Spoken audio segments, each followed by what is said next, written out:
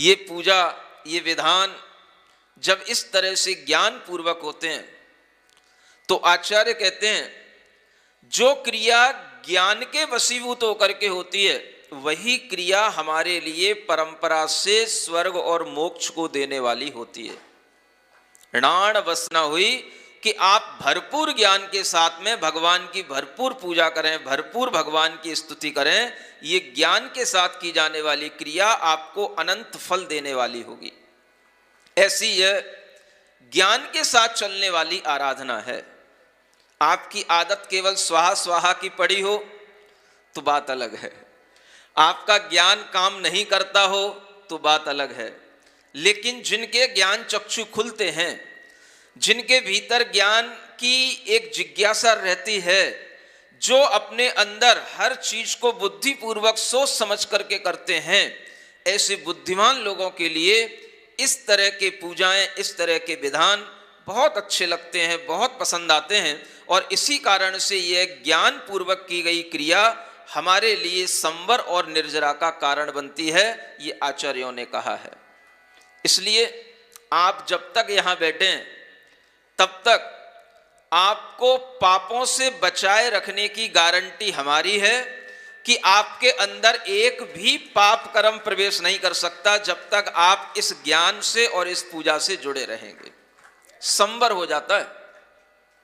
भगवान जिनेंद्र देव की प्रतिमाओं के आराधना से, चैत्यों की स्तुति से सभी प्रकार के पापों का निरोध हो जाना, पापों का रुक जाना, ये आचार्यों ने कहा है। जिनेंद्र भगवान की प्रतिमाओं की स्तुति से ही जब हमारे लिए सब संवर हो जाता है तो हमें क्या जरूरत है बहुत ज्यादा तपस्या करने की। वैसे भी आप कर ही नहीं पाते तो क्या करो। सबसे अच्छी बात, जिनेंद्र भगवान की प्रतिमाओं की स्तुति करो। और यही स्तुति सर्वाश्रव निरोधिनी, ये चैत्य भक्ति में कहा गया है। चैत्यानामस्तु संकीर्ति सर्वाश्रव निरोधिनी। आचार्य पूज्यपाद महाराज ने लिखा कि चैत्यों की यह वंदना, चैत्यों की स्तुति, उनकी कीर्ति का बखान करना सभी प्रकार के आश्रव को रोकने वाला है। यानी आपके लिए जिस समय पर यह चैत्यों की वंदना का भाव आ जाता है, आपके सभी प्रकार के आश्रव रुक जाते हैं और आपके लिए निरंतर अच्छे अच्छे विशुद्ध पुण्य का बंद होता है।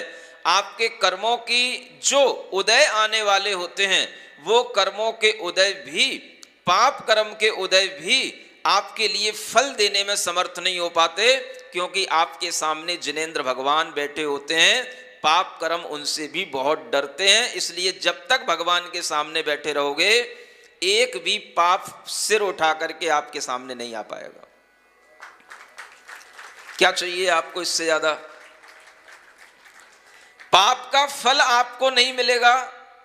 आप यहां बैठे हो, बिल्कुल सुरक्षित बैठे हो।